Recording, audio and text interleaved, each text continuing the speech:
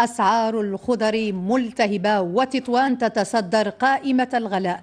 نتحدث عن الخضر الأكثر حضورا في الموائد الشعبية.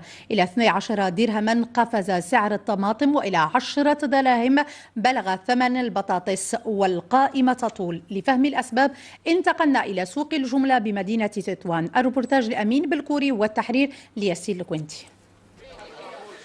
برودة الطقس تواسي حرارة أسعار الخضر، فلاهب الأثمان بدأ يقض مضجع المستهلكين.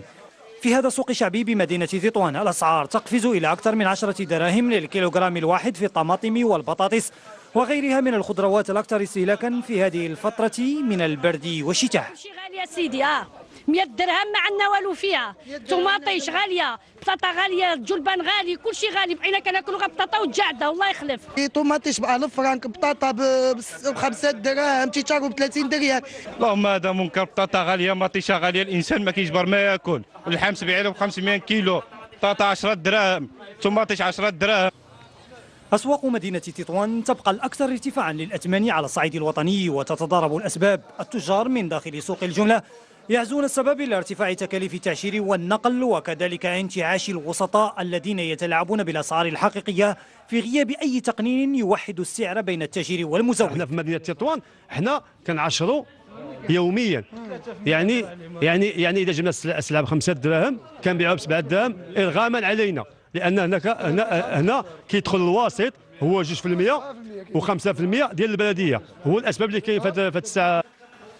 في حين البعض يعزو سبب ارتفاع ثمن الخضر والفواكه إلى برودة الطقس المصحوبة بجريحة التي أثرت سلبا على توقيت الجني وكذلك تصدير الخضر إلى الأسواق الأجنبية. الطقس بارد جدا، لأن الوردة ديال الفاكهة ولا ديال الخضرة إلا تعطيناش الإنتاج في هذا الوقت هذا، لأن الخضر والفواكه خصهم واحد الحرارة مهمة باش كيعطيو الجني ديالهم. والعامل الثاني وهو لومبالاج، إذا كيتصدير للمغرب. هذه الأسباب الرئيسية.